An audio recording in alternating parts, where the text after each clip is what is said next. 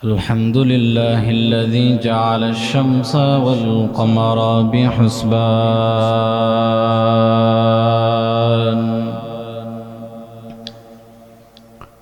والنجم والشجر يسجدان وفضل زمانا على زمان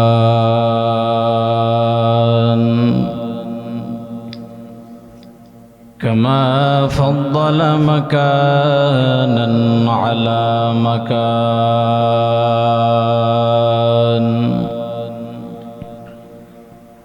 ونشهد أن لا إله إلا الله وحده لا شريك له لا ضد له ولا ند له ولا مثل له ونشهد أن سيدنا وسندنا وحبيبنا وحبيب ربنا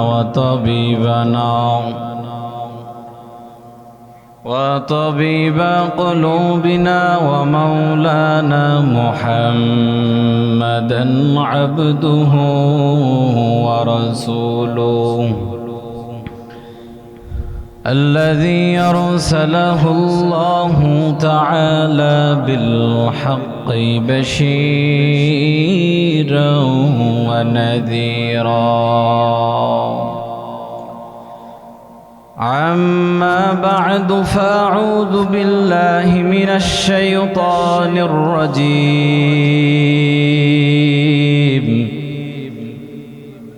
بسم الله الرحمن الرحيم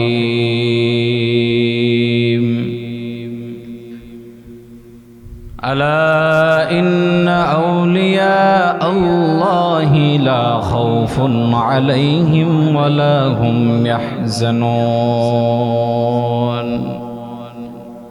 وقال تعالى وما أمروا إلا ليعبدوا الله مخلصين له الدين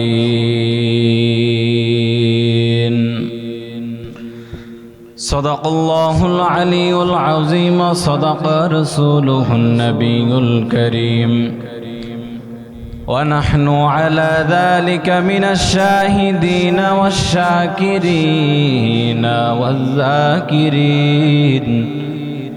والحمد لله رب العالمين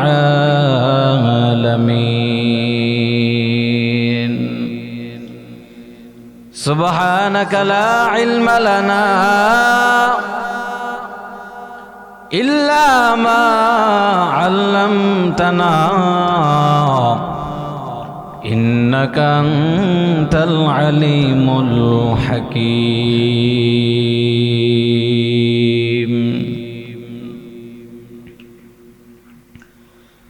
सूरज ने दिया अपनी शुआ उनको पैगाम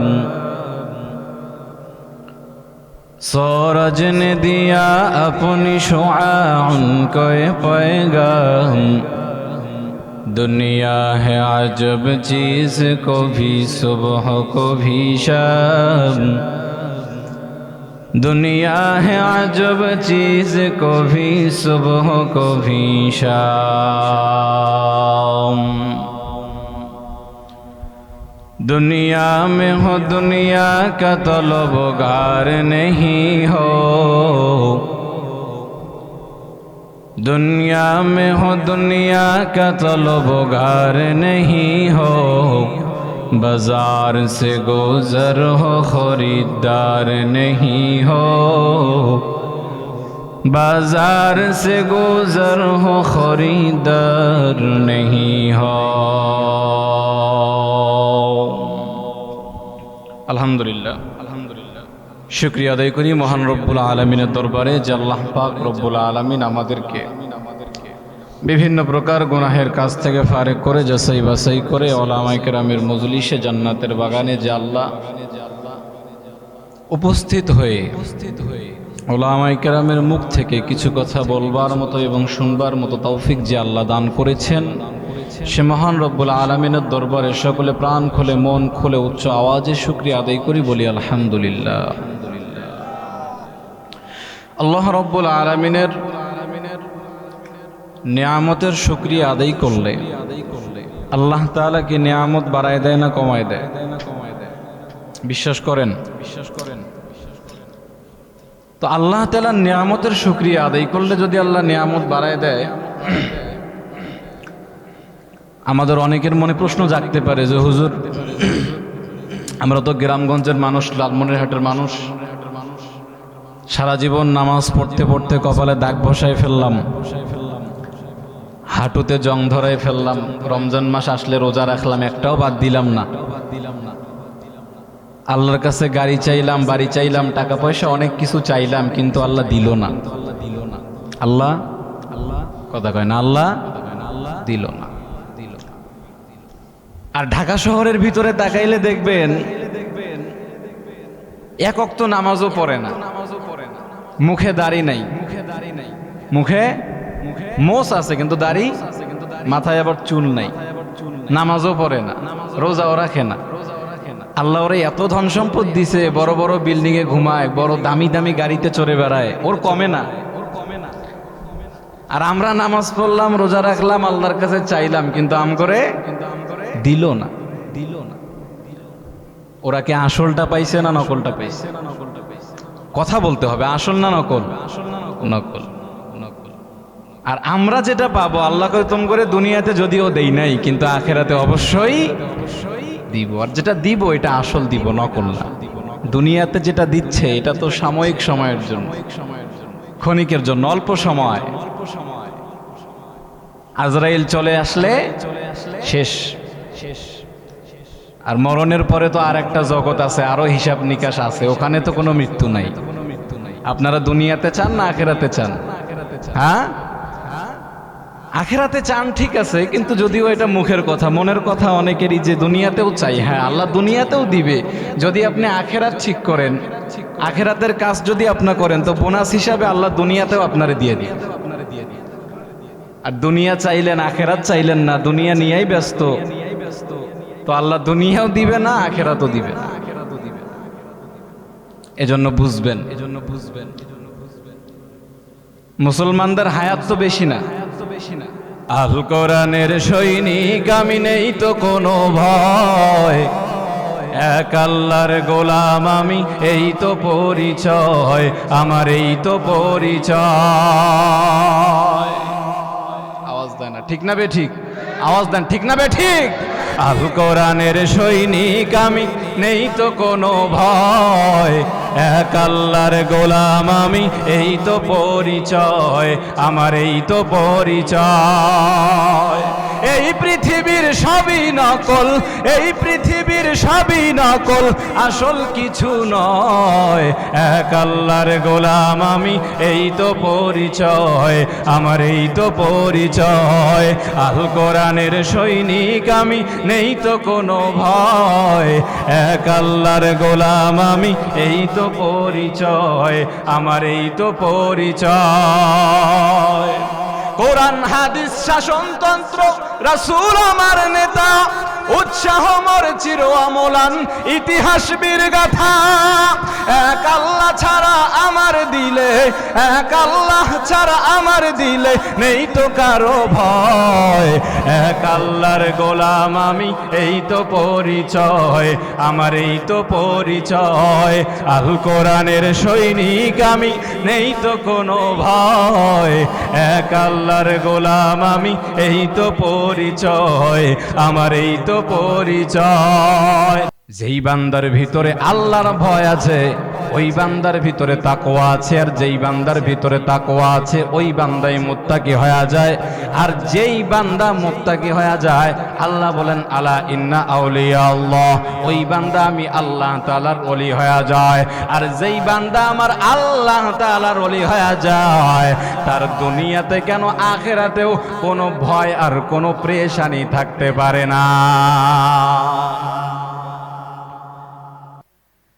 এজন্য আল্লাহ তাআলার ভয় নিয়ে চলা দরকার রে মুমিন। এই দুনিয়ার জমিনে যত মানুষ আমার আল্লাহ তাআলা সৃষ্টি করে পাঠিয়েছেন, সব মানুষকে আমার আল্লাহ তাআলা খাওয়ায়, পরায়, রিজিক দেয়। কোন বান্দা রিজিক থেকে গাফেল? মুসলমান রেও আল্লাহ খাওয়ায়, ওয়া মুসলিম রেও আল্লাহ খাওয়ায়, নাস্তিক রেও খাওয়ায়, বৃদ্ধরেও খাওয়ায়, যুবকরেও খাওয়ায়। একটা ছোট শিশু মায়ের গর্ভ থেকে বের হয়, কি খাবে সেই রিজিকের ব্যবস্থাও আমার আল্লাহ করেছেন। আল্লাহ তাআলা ডাক দিয়া বলে, গোলাম, এই যে পুরা দুনিয়া আমি আল্লাহ বানাইলাম, আসমানের দিকে তাকাইয়া দেখো আমি আল্লাহ আসমান বানিয়েছি, জমিনে তাকাইয়া দেখো আমি আল্লাহ জমিন বানাইলাম, নদী বানাইলাম, পাহাড় পর্বত যা কিছু বানাইছি। আসমান আমার প্রয়োজনে আসে না, জমিনও আমার প্রয়োজনে আসে না, পাহাড় পর্বত আমার কোনো প্রয়োজন নাই, তাহলে বানাইলাম কেন?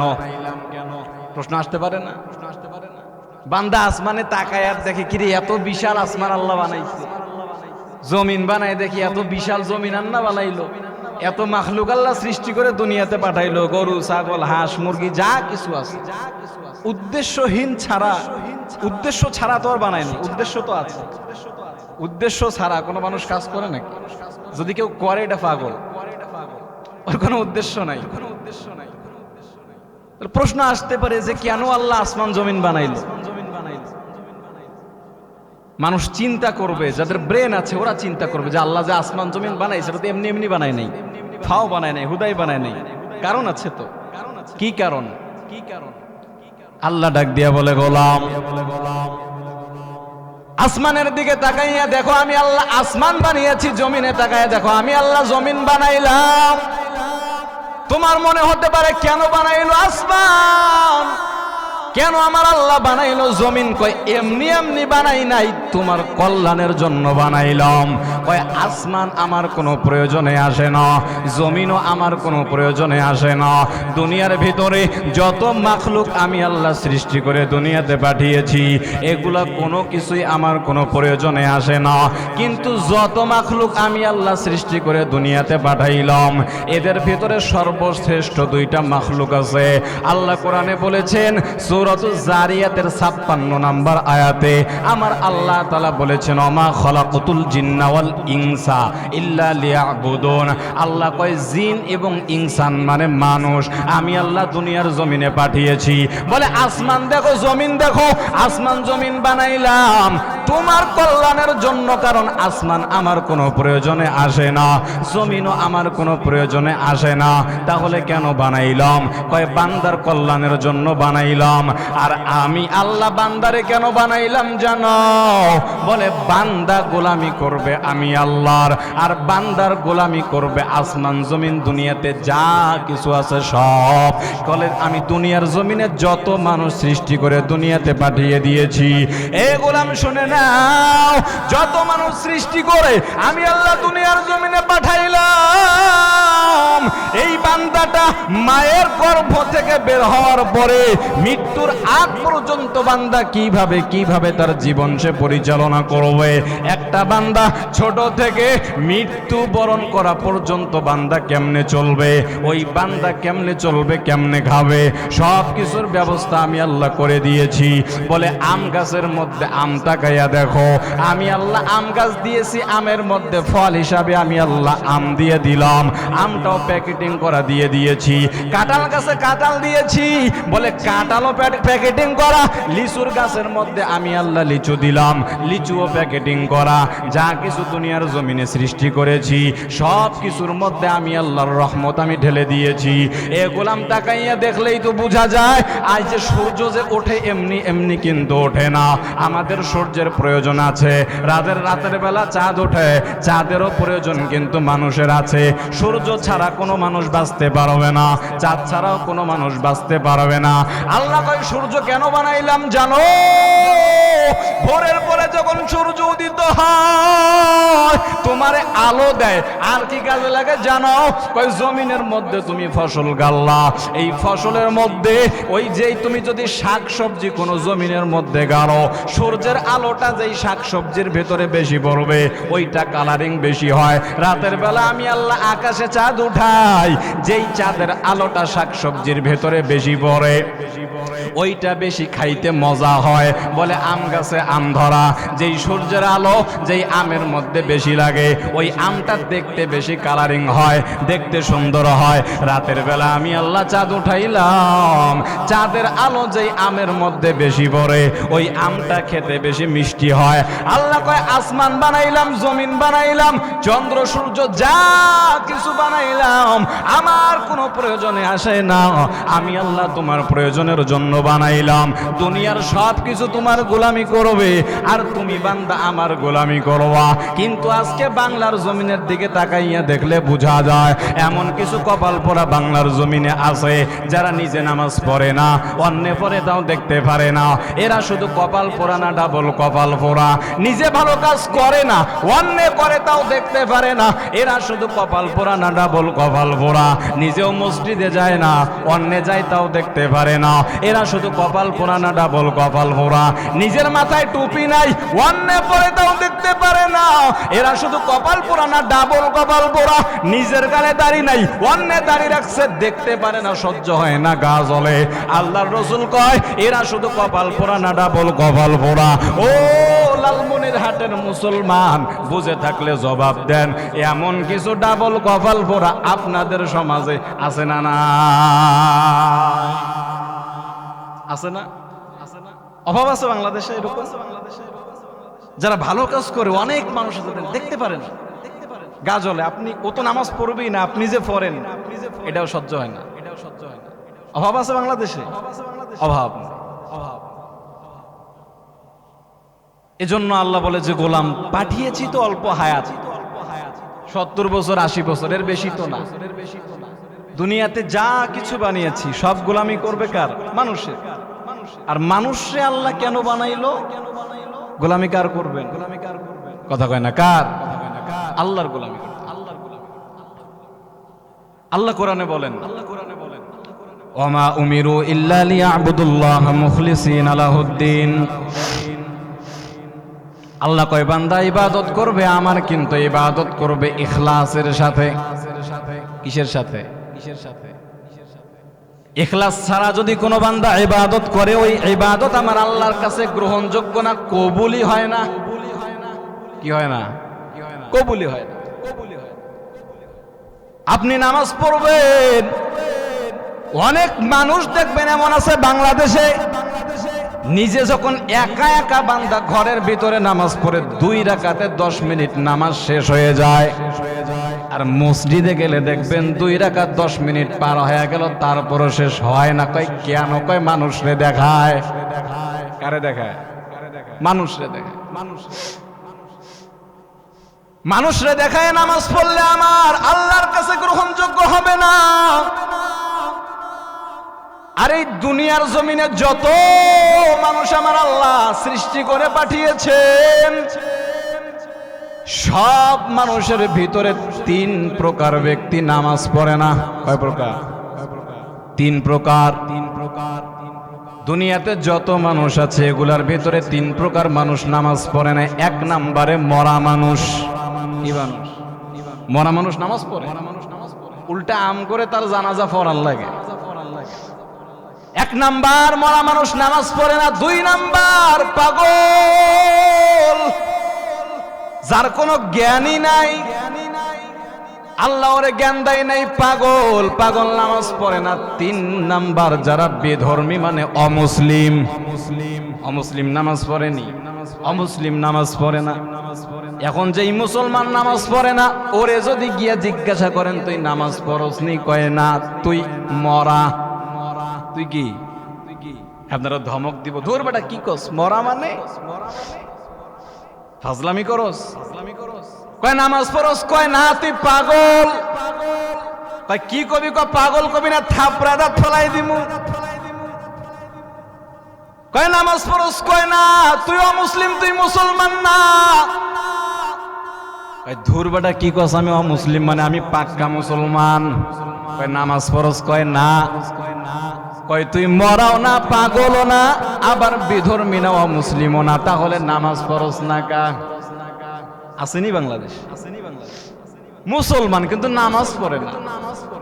নামাজ পড়ে না তিন প্রকার মানুষ। কয় প্রকার? তিন প্রকার। এক নাম্বার মরা। এক নাম্বার কি? মরা। দুই নাম্বার পাগল, জ্ঞান নাই। আর তিন নাম্বার কি? বিধর্মী, মানে মুসলিম না, অমুসলিম।